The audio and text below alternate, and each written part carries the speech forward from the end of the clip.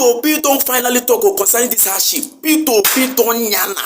P2P don't find. You know, say everybody they wait for this. Okay, make this man talk now. Since Tinubu no doing well, since I met government hardship everywhere. Say make P2P talk. Now he don't talk. If you hear waiting P2P tell us concerning the country nowadays, at this hardship period, you go mafo. I no want talk. I no go tell you now. Muna karuna eyes and karuna ear here. Waiting P2P they talk about the Labour Party candidate. Waiting talk about the present condition where we dey for this our Obodo Naija. Oh yeah, make una hear. Comment is to plead with all of you. The country you used to know, the country you are part of building, is no longer there.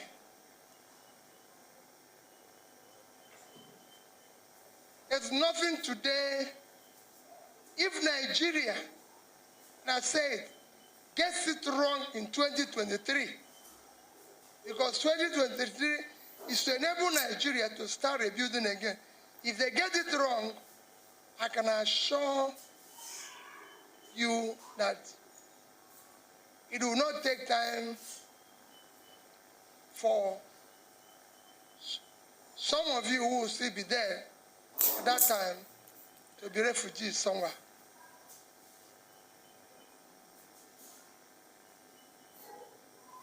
Today, go and look at the list of fragile failing states.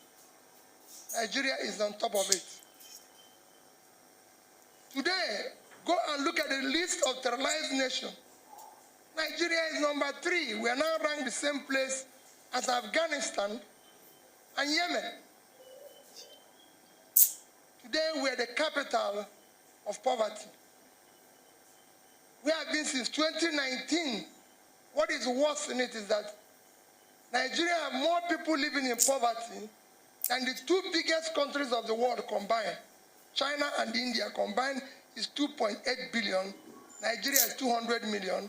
So we're not even to 10% of these 2 countries combined, but we have more people living in poverty than both of them combined. Today we have 50 million children out of school. And not out of school. 60 to 70% of them have never been to school at all. So they're not out of school. They've never even experienced it, talk less of coming out of it. Your country's stress level, this country is now the most stressful place for people to live in. Go and check the stress level index. Our misery level have gone down so low. We have the highest unemployment rate because we have been comparing with South Africa, but I'll show you how South Africa is less. We have 33% unemployment. When you include underemployment, you have 55%, out of which 60% of these are young people in their productive age doing nothing. At the age they are supposed to be the engine of production, they're not doing anything. Left school, some of them didn't go to school, but they have nothing doing. So you have millions of them all over the place. We've just overtaken India in infant mortality. They expected we would overtake them in 2024, or we're overtaking them by first quarter. The list is endless. In drug prevalence now, the global rate is 5.8. Nigeria is 14.9. And it's 70% more among the young ones. That is where your country is. Your debt level is totally unacceptable. I was speaking to the Senate yesterday, and they showed me a young man, they showed me a senator, distinguished senator, who is the chairman of approving the loans in which Nigeria, all the loans that they are borrowing. And I said to him, thank you for approving it. But let me tell you, all the loans people have approved have put us in a mess. Today, we're using 98% of our revenue to service debt. And I can tell you by end of this year, it will be 100 and something % of our revenue. The first 5 months of last year, Nigeria generated as a revenue 1 trillion 847 billion. And they used 1,802 billion to service debt. 98%. Was remaining only 45 billion. Last year, our budget was 13.something trillion, and they said they are going to borrow 4 trillion. They ended up borrowing 6.7 trillion because they couldn't make it. This year, our budget is 17 trillion. And they said they are going to borrow only 7. They are going to generate 10. They are not going to generate 15, even 50% of that. So we are going to borrow about 8 this year, and we are going to service all those debts. It is not possible. There's no way a country can survive with that level of debt.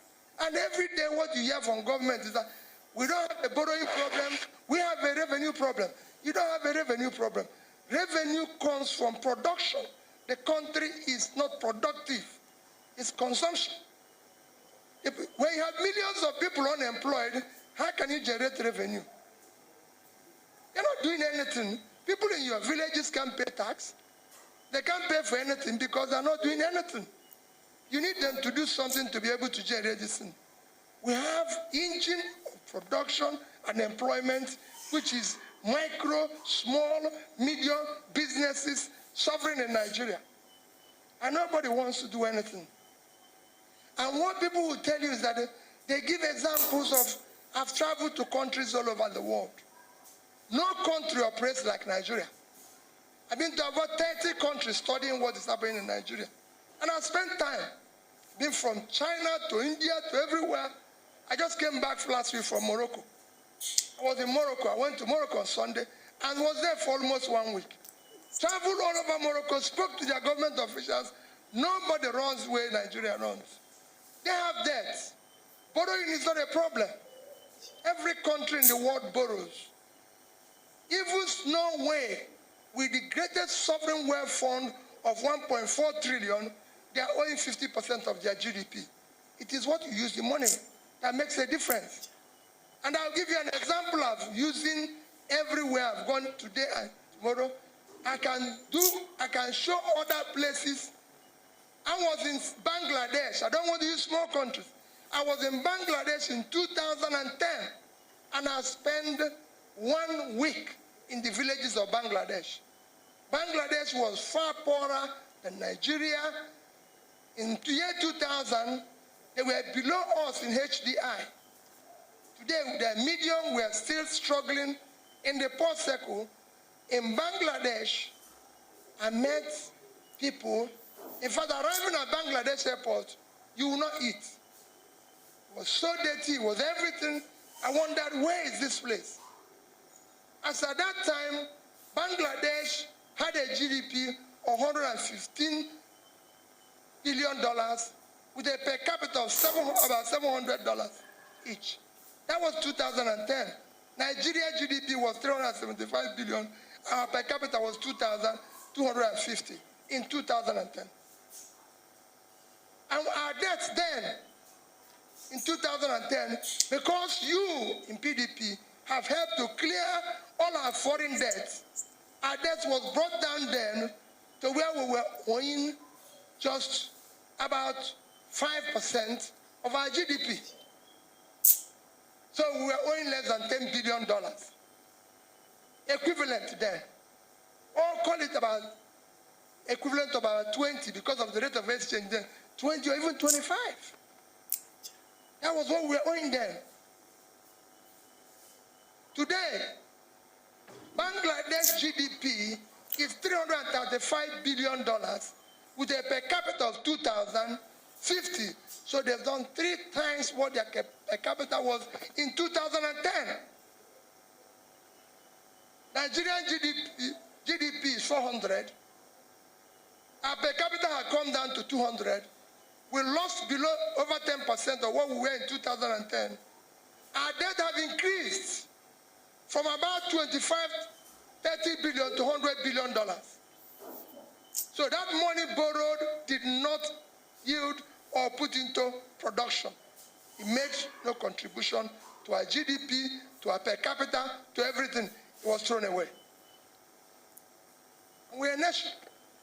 And nobody cares. Nobody bothers and says, okay, we're moving. This is how it's been in every country. We are not the first country that have poverty problem. China in 1990 had 98% of their people living under poverty. Today, China have less than 2% living under poverty. In fact, in from 2000 to 2015, China pulled 435 million people out of poverty. In 1990, Vietnam have 97% of their population living under poverty. Today they have 1.6 living under poverty.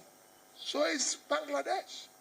Everybody is pulling their people out of poverty. Even in Africa, in countries like Egypt. Egypt with 100 million people now have more diaspora remittances than Nigeria. Because if you go around now, they've invested in education, they invested in everything. In the Egypt HDI in the next 1 or 2 years will be high. Nigeria is still low. We started with them in year 2000, low. They've now gone to medium and now moving to high. Everybody we've met, Ghana was low, they now moved to medium. Bangladesh have moved to medium. Everybody, we are the only people who are stuck in low. And we are now receding in low.